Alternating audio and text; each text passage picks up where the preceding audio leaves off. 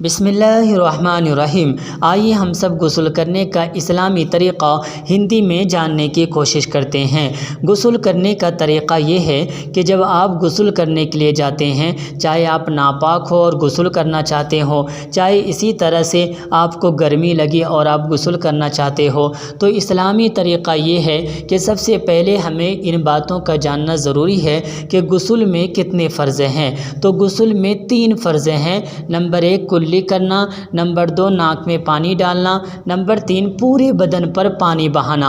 अगर आप गुस्ल करने के लिए जाते हैं तो इस्लामी तरीक़ा ये है कि पहले आप कुल्ली कर ले 3 बार, फिर 3 बार नाक में पानी डाल दें और पूरे बदन पर पानी बहा ले, ताकि कोई भी जगह बदन का हिस्सा जो है कहीं भी सूखा ना रहे। तो आपने इस्लामी तरीक़े से गुस्ल कर लिया, आपका गुस्ल अदा हो गया।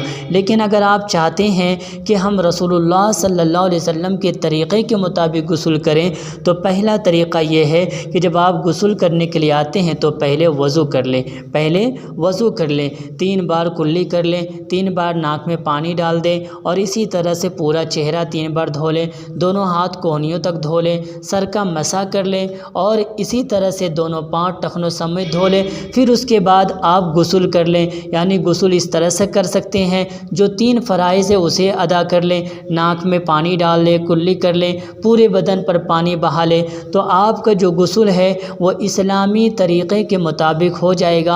आप नापाक नहीं रहेंगे बल्कि आप पाक हो जाएंगे, आपका गुस्ल हो जाएगा। अल्लाह तबारक व तआला से दुआ करें कि अल्लाह तबारक व तआला हम सबों को इस्लामी तरीक़े के मुताबिक गुस्ल करने की तौफ़ीक़ अता फ़रमाए, आमीन। आप हज़रात का बहुत बहुत शुक्रिया कि आप हज़रात ने इस वीडियो को देखा है। हो सके तो आप हमारे चैनल को सब्सक्राइब कर लें, ताकि नई आने वाली वीडियो आप तक जल्द से जल्द पहुंच सके।